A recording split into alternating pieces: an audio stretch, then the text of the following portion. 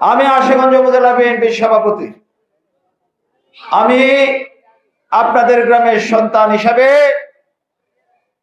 আমিও ধানের শীষের প্রতীক চেয়েছিলাম, কিন্তু দেশের সার্বিক অবস্থা বিবেচনা করে দেশনায়ক জনাব তারেক রহমান জুনায়েদ আল হাবিবকে ধানের শীষের প্রতীকটা বরাদ্দ দিয়েছেন খেজুর গাছ মার্কা হিসেবে।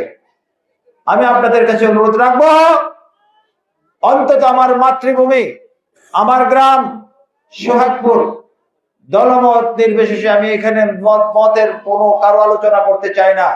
আমি বলবো সোহাগপুর থেকে যাতে একটা ভোটও খেজুর গাছের বাইরে না যায়।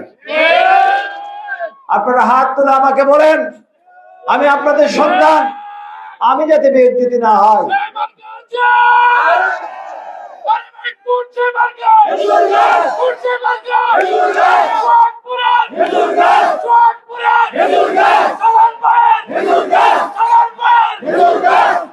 আমি আপনাদের এখান থেকে একটা কথা পরিষ্কার প্রশাসনকে অনুরোধ করব, আমার গ্রাম সোহাগপুর, আমি প্রশাসনের প্রতি অনুরোধ রাখবো, প্রশাসন যাতে কোনো লোককে আমার এলাকাতে কোনো লোককে অযথা কোনো হয়রানি না করে।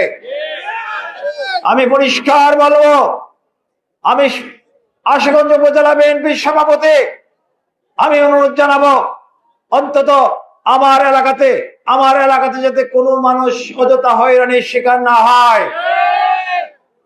আমি আপনাদের ডাল হয়ে থাকবো, আমি আপনাদের ডাল হয়ে আছি। আপনাদের কারো কোনো অসুবিধা হবে ইনশাআল্লাহ আমি থাকতে আপনাদের কোনো অসুবিধা হবে না ইনশাআল্লাহ।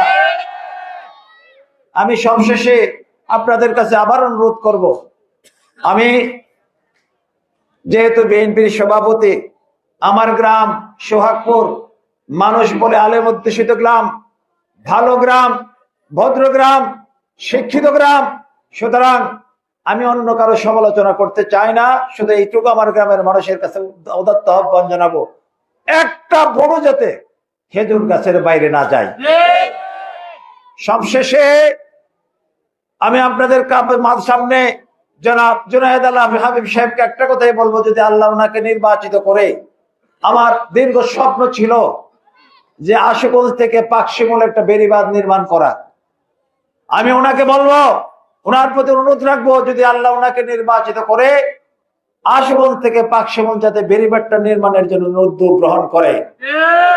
আমার আর কোনো বক্তব্য নাই।